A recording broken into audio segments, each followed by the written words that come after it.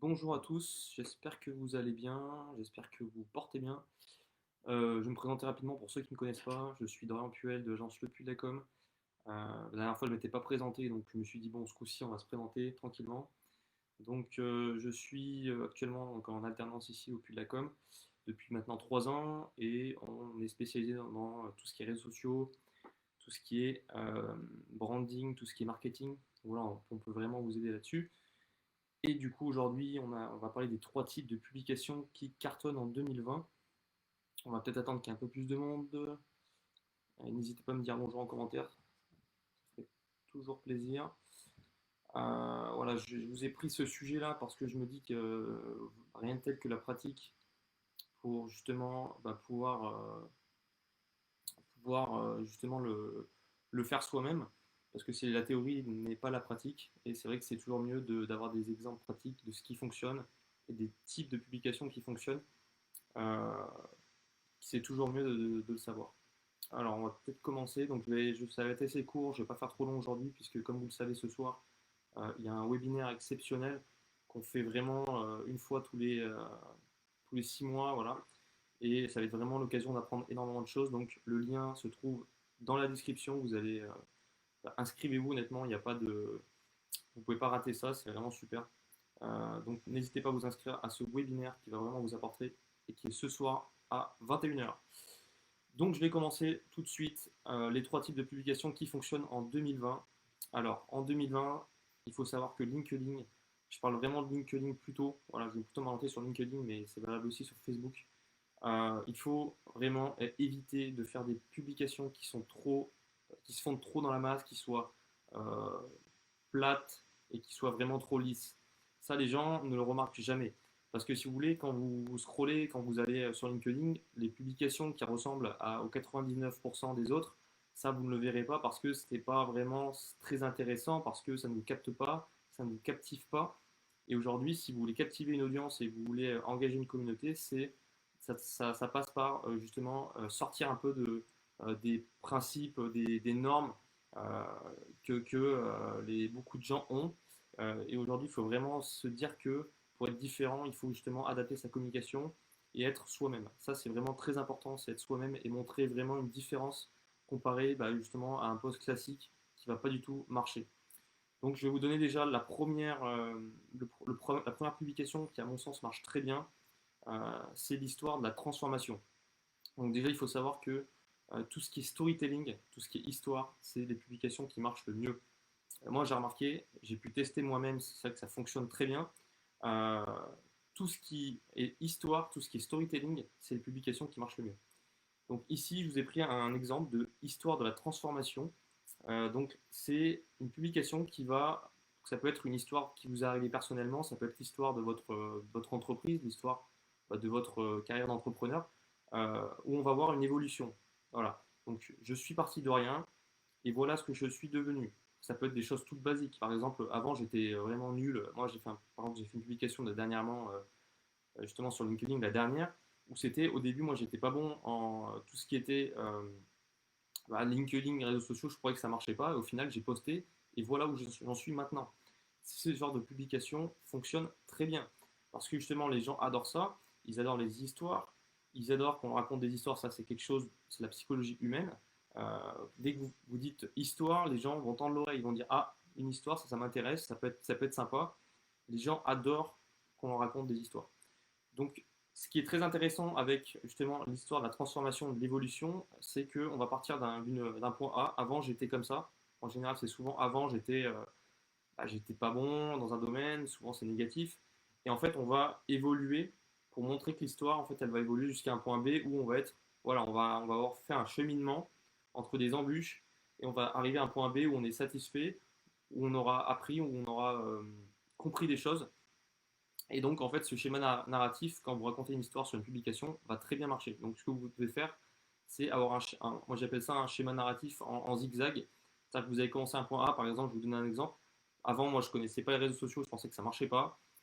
J'ai commencé à publier, donc là, ça monte.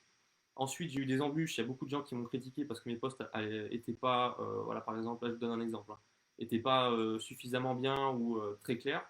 Donc, c'est une embûche. Ensuite, je me suis amélioré, donc du coup, j'ai commencé à gagner de l'audience.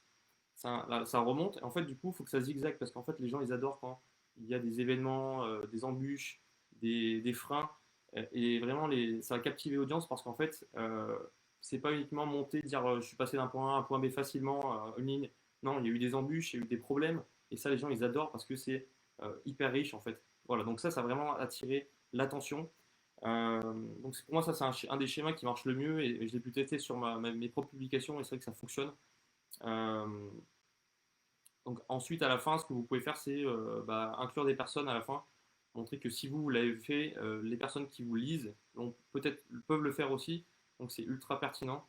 Voilà, j'espère que vous avez compris. Si vous avez des questions, n'hésitez pas. J'espère que vous avez compris le numéro 1. Donc s'il y a des choses à retenir, c'est montrer une évolution.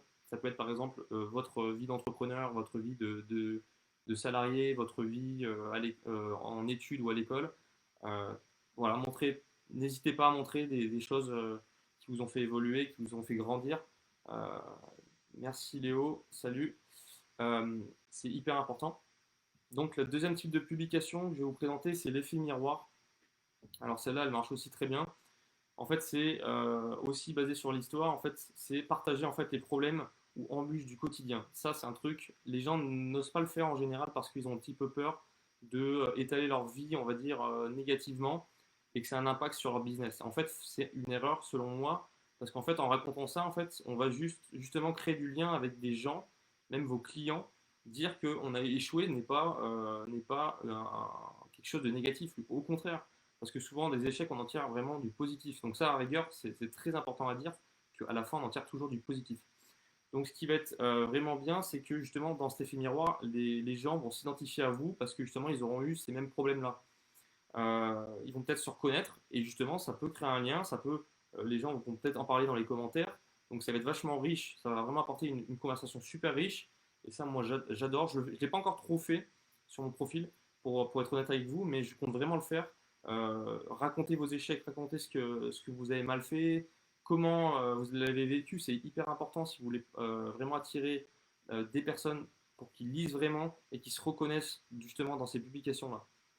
Donc ça va vraiment renforcer votre storytelling et le public va vraiment aimer ça parce que c'est ce qu'il cherche. Le public aime aussi tout ce qui est négatif. Quand je dis négatif, c'est tout ce qui n'a pas marché parce que on sait très bien que la psychologie humaine, on est plus attiré par le négatif que par le positif. Ça, c'est un fait. Mais en soi, voilà, c'est aussi une sorte de transformation parce qu'on peut avoir eu un échec et à la fin, on en tire toujours du positif. Donc c'est super important. Donc l'effet miroir, c'est si vous devez retenir sur la publication effet miroir, c'est raconter un problème qui vous est arrivé en tant qu'entrepreneur auquel d'autres personnes pourraient s'identifier. Parce que les personnes vont tout simplement venir et vont se reconnaître dans votre publication et ça va amener à des échanges, ça va amener à ils vont sûrement visiter votre profil après, donc c'est super pertinent. Donc n'hésitez pas à faire ce genre de publication qui apporte vraiment beaucoup d'interactions et créer des liens avec votre audience. Je vais finir par le troisième.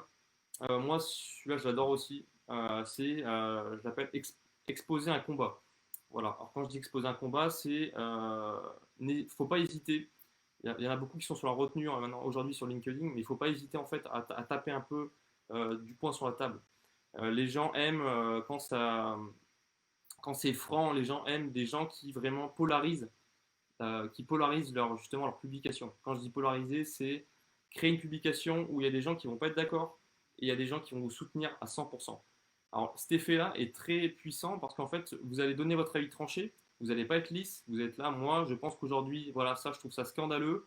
Moi mon combat c'est vraiment, nous on va peut-être donner un exemple, mais au Puy de la Com, notre combat par exemple c'est de combattre les agences justement qui n'offrent rien de bien qualitatif en fait à leurs clients, c'est-à-dire qu'ils vont faire du community management mais ils vont pas apporter grand-chose, ils vont juste faire de la présence digitale. Et nous voilà, moi je pourrais très bien faire un post demain et dire voilà, moi je suis contre ces agences-là, c'est vraiment n'importe quoi. Donc après donner des raisons, mais c'est donner mon avis tranché sur un sujet. Voilà, il n'y a pas de je mets les formes, il faut être tranché. Alors bien sûr, il faut être prêt à assumer les conséquences un peu de cette publication. Il y aura toujours des gens pas d'accord qui vont vous critiquer. Il faut s'attendre toujours à des haters ou des personnes pas d'accord, mais ça c'est inévitable. Euh, il faut être prêt en fait à débattre, il faut être prêt à avoir votre défense. si des gens bah, derrière sont pas contents. Mais ça, c'est normal. On ne peut pas se faire, si vous faites que des amis, c'est-à-dire que vous aurez personne qui va vraiment s'intéresser à vous. C'est dès lors que vous avez des haters ou dès lors que vous avez des personnes qui ne sont pas d'accord avec vous, qu'en fait, il y a beaucoup plus de personnes qui vont être justement aussi intéressées par vous et ça va être bien plus polarisant parce que les gens qui vont être intéressés par vous vont être vraiment vous suivre de plus près parce que justement vous aurez des haters à côté qui eux ne seront pas d'accord. Donc il faut vraiment, aujourd'hui, il ne faut pas prendre de pincettes tout le temps. Je ne dis pas de faire des posts à scandale, mais des posts qui relèvent d'un débat, qui montrent qu'on on est dans un combat, qu'on combat quelque chose. Euh, et en fait, en faisant ça, c'est très simple. Il y aura toujours ces effets bénéfiques. Donc, ça va solidifier une communauté qui déjà vous suit et qui sont d'accord avec vous. Ça va les renforcer dans l'idée qu'ils sont d'accord avec vous parce que justement, il y aura cette polarisation. Et